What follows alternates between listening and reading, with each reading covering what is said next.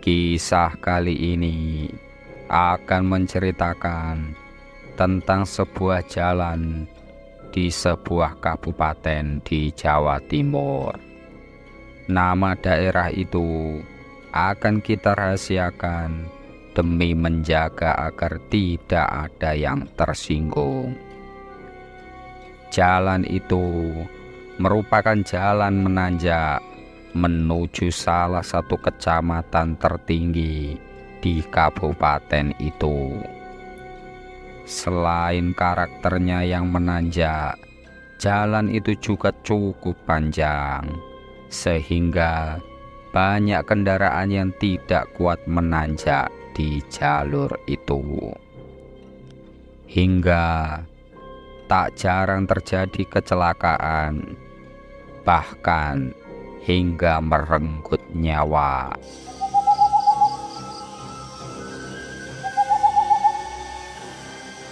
Hal yang lebih mengerikan lagi kerap dialami pengendara saat melintasi jalan itu di malam hari. Berikut merupakan sebuah kisah berdasarkan pengalaman seseorang yang tinggal di kecamatan itu. Sebut saja namanya Pak Bambang. Malam itu dirinya sedang ingin pulang ke rumahnya dengan mengendarai sepeda motor. Pak Bambang ingat betul jika saat itu bertepatan dengan malam bulan purnama.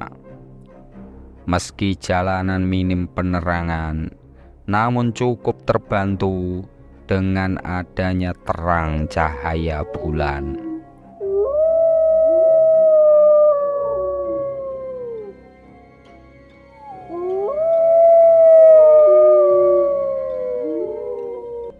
Pak Bambang sudah terbiasa melewati jalan itu. Setiap tikungan sudah dia hafal di luar kepala. Hingga tibalah saat Pak Bambang harus melewati jalur 23. Tanjakan panjang yang terkenal dengan kengeriannya. Meski sudah terbiasa melewati jalan itu, namun kengerian tetap saja Pak Bambang rasakan. Awalnya tak ada yang aneh. Pak Bambang mengendarai motor seperti biasanya. Namun ketika di tengah tanjakan, tiba-tiba Pak Bambang merasakan suspensi motornya tiba-tiba merendah. Harusnya hal itu terjadi jika ada tambahan beban di jok bagian belakang. Saat bersamaan, tarikan motornya menjadi lebih berat.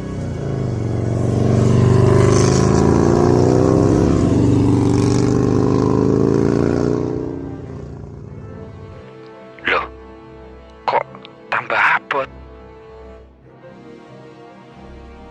Sekuat tenaga, Pak Bambang memacu motornya.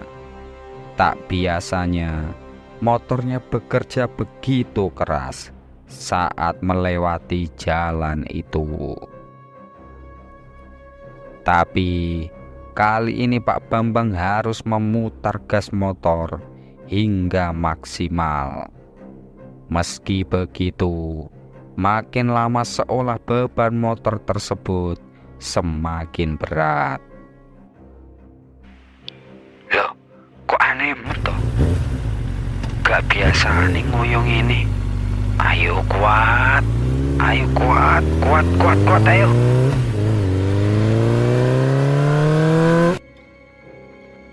Setelah upaya yang begitu keras, akhirnya Pak Bambang berhasil juga melewati jalur angker tersebut.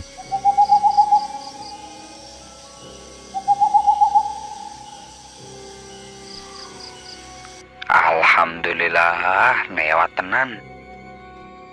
Pak Bambang bisa sedikit bernafas lega setelah melewati situasi yang begitu menegangkan. Jika saat itu motor Pak Bambang sampai mogok, entah apa yang mesti Pak Bambang lakukan. Situasi jalan yang sepi dan gelap, terlebih lagi jalan itu sangat jauh dari pemukiman. Tidak mungkin jika harus meminta tolong warga. Anehnya, di jalan yang lebih landai, motor Pak Bambang masih saja berat. Beban di motornya seperti belum menghilang. Dan tiba-tiba seperti ada yang menepuk pundaknya. "Pun Pak, kulo tak mandap mriki mawon." Suara itu membuat Pak Bambang begitu terkejut. Suara itu berasal dari arah belakang. Hal itu membuat Pak Bambang bingung sekaligus ngeri. Pasalnya, Pak Bambang hanya berkendara seorang diri. Jika ada yang menumpang, pastinya itu bukan manusia.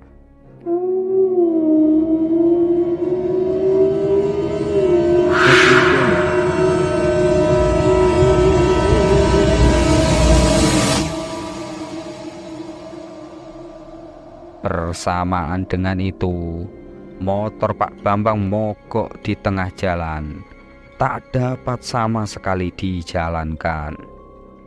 Pelan-pelan, Pak Bambang menoleh ke arah belakang, memastikan siapakah sosok yang berbicara kepada dirinya. Dan tidak nampak siapapun di sana.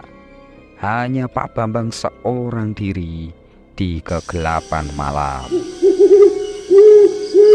Ya Allah, Duh Gusti, lindungono kula Gusti. Hawa kengerian menyelimuti Pak Bambang.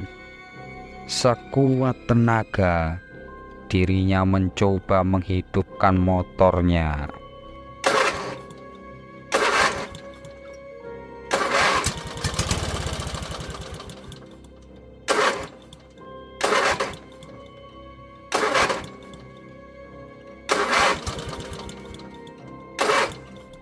Sekuat tenaga, dirinya mencoba menghidupkan motor itu. Setelah beberapa kali percobaan, akhirnya motor Pak Bambang dapat berjalan kembali.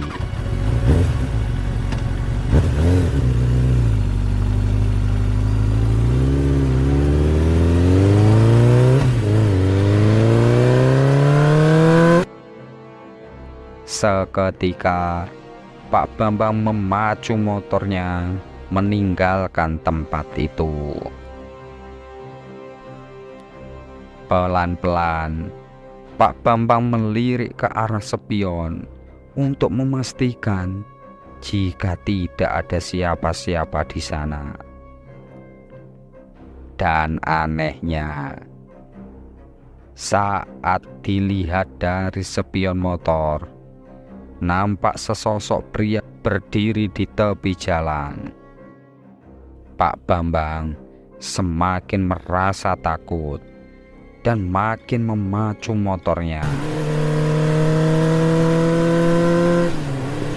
Ketika sampai di keramaian, dirinya masih tetap memacu motornya. Hingga orang-orang yang mengenalnya nampak keheranan menyaksikan Pak Bambang yang mengendarai motor tak seperti biasanya. Setelah beberapa hari, barulah mereka mengerti ketika cerita teror itu menyebar di masyarakat.